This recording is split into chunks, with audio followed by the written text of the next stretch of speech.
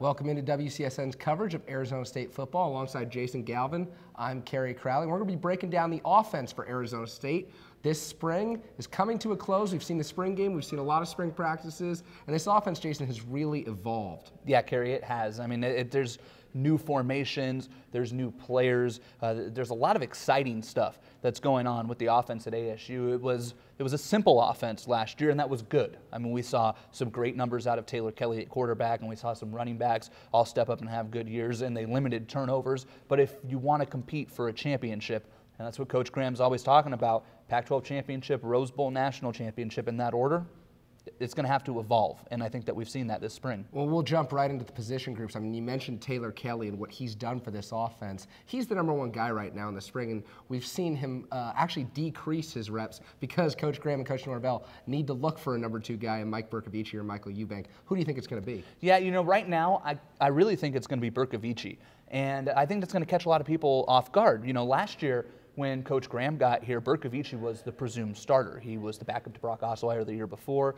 There was a lot of expectations for him coming into last spring. And then Coach Graham got here, everybody found out that he recruited Michael Eubank at Pitt, and it was just assumed, well, Michael Eubank's going to win the job. They want to run an offense that requires a versatile athletic quarterback. Michael Eubank's that guy. And then here comes Taylor Kelly. It was this kid from Idaho. And out of nowhere. That was Taylor Kelly. He's the kid from Idaho. He's the third stringer. Great. Oh, Taylor Kelly's leading the Pac-12 in efficiency. I mean, it was a revelation, and it's continued into the spring. I mean, Taylor Kelly's been fantastic, but Bercovici has been the steadier of the two quarterbacks to me. The thing with Michael Eubank is the mechanics are just not there yet. I mean, even in today's practice after the spring game, passes are high and wide. And that's a mechanical thing. People talk about accuracy, and there's two types of accuracy. There's an accuracy that you can fix and an accuracy that you can't fix. The one that you can't fix is not Michael Eubank's problem. The one that you can fix is mechanics. And his arm slot is too high. He's overthrowing the football, and that's going to create turnovers once we get into real football play and you're not playing against your own defense who's trying not to hurt, your receivers. If you start leaving the ball high and wide, you're hanging your receivers out to dry, and it's getting picked off by the safeties over the top. And you just can't have that. So I really think it's Bercovici's job to lose, to be the #2 right now. Well, Kelly was the #1 guy because he developed such great chemistry with his receivers. And one of those guys, not even a receiver, Chris Coyle at the tight end position, had a monster spring game, 3 touchdown passes, the play of the day on a broken play, really, where he just beat his man deep down the field. Kelly found him in stride for a long touchdown, ended the spring game on the right note for Arizona State. And Coyle has developed, but also one of the guys who's pushing him, Darwin Rogers at the tight end spot. I love Darwin Rogers. I don't want to jump in on you there, but just tell you what, I love him too. I mean, Darwin Rogers is an athletic freak for the Sun Devils. He's a player who came to ASU from Yuma Community College. He was a quarterback by trade. His second year at Yuma, they moved him to tight end, and he's big and fast and athletic, and that's something Chris Coyle's not. Chris Coyle is a really good route runner. He's got great hands, but he is not fast. He's not a down-the-field target. Darwin Rogers can be that guy out of the tight end spot, and that's really rare, especially in the college game, to see a team that has 2 tight ends that complement each other so well. And you have Coyle, who can kind of be the leader and the third down target, that reliable guy. And then you have Darwin Rogers, who's going to come in, and defenses aren't going to know how to cover him because he can beat linebackers one-on-one over the top, and he can run better routes than what the safeties can cover underneath. He's also a really good blocker. I mean, ASU's onto something with the 2 tight end set. Yeah, well, and with Rogers able to stretch the field, with Coyle doing so much in motion, they've also got a couple new receivers this year. Rick Smith's a guy who stepped up this spring, and he's going to be the deep threat, I think, this season because he's got such great speed. He's a little bit of a smaller guy, but I think that of the receivers they have right now, obviously Jalen Strong isn't in yet, and he should be the deep guy, the junior college transfer, when he comes in. But right now, Rick Smith is that guy. Yeah, and it's a good role for Rick Smith, really.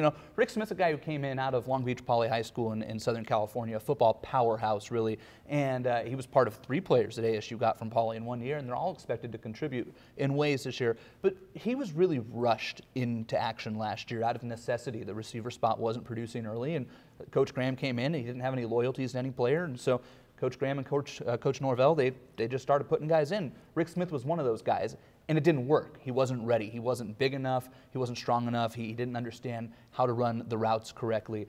That's changed, and a year in a system will do that. And Rick Smith's a player that I think could have a really good year for the Sun Devils, and also Kevin Ozier. I mean, he's been really good this spring. Here's a player who lived out of his car at one point, who had to earn a scholarship, had to as a walk-on player. He couldn't get it under Coach Erickson.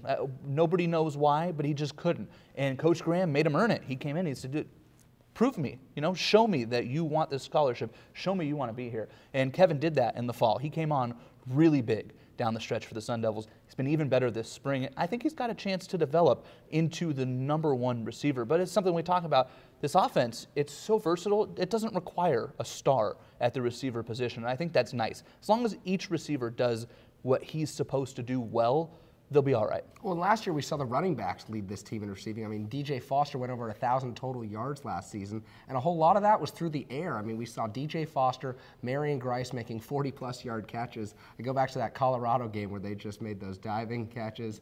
Unbelievable efforts. So it's really exciting to see that. But this season, I think we'll see them use them. We'll see Coach Norvell use the running backs on the ground a whole lot more than instead of through the air, because they've got guys who can be that threat. They've got the extra Darwin Rogers. They've got Rick Smith. And now I think it's time to really put these running backs to the test on the ground. Yeah, it is. And they're going to do it. We saw that in the spring game. They broke out a triple option, and that was something that everybody who was in attendance, the first time they ran it went for a touchdown. I'm not sure the defense knew they were running it. I mean, everybody in the stadium was just like, what?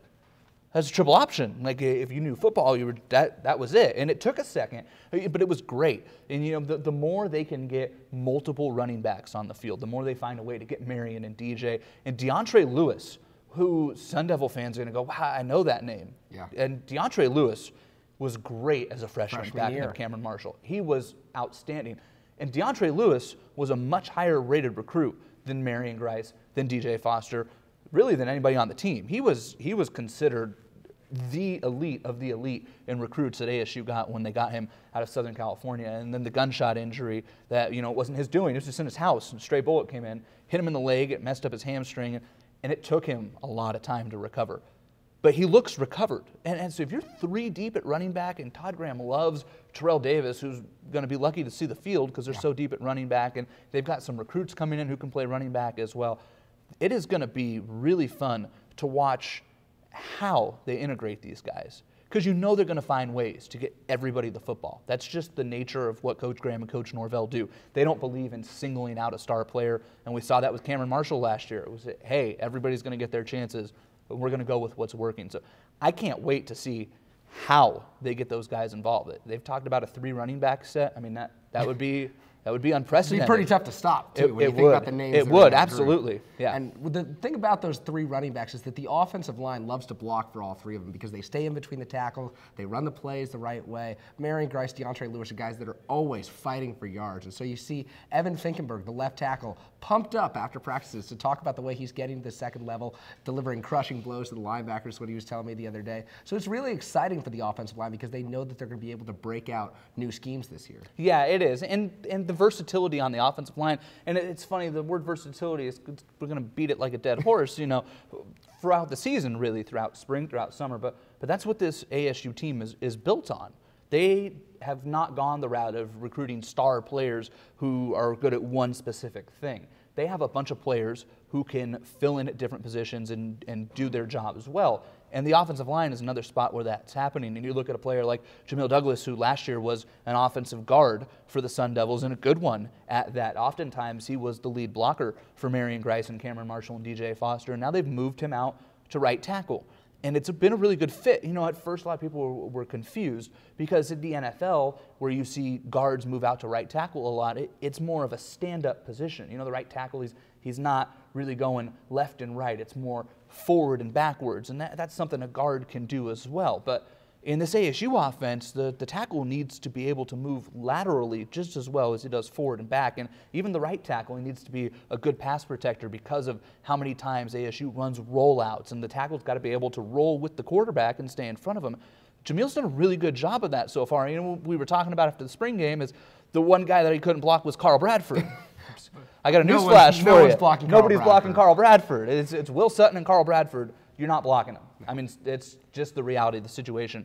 But other than that, the offensive line has grown in leaps and bounds. And really, that's going to be the key of this offense. if they can develop some chemistry and just learn to work together and know, all right, when I'm blocking this guy, you're blocking this guy, and it doesn't need to be communicated before the play. That'll help the tempo of the offense stay up to where they want it to be. Everybody's going to function better, and this team's going to roll on offense in the fall if that offensive line can click. When we said we're going to beat the term versatility to death, hang with us next week when we break down the new schemes that Arizona State has unveiled this spring. That does it for our spring football coverage of the Arizona State offense. Alongside Jason Galvin, I'm Kerry Crowley for WCSN Football Coverage.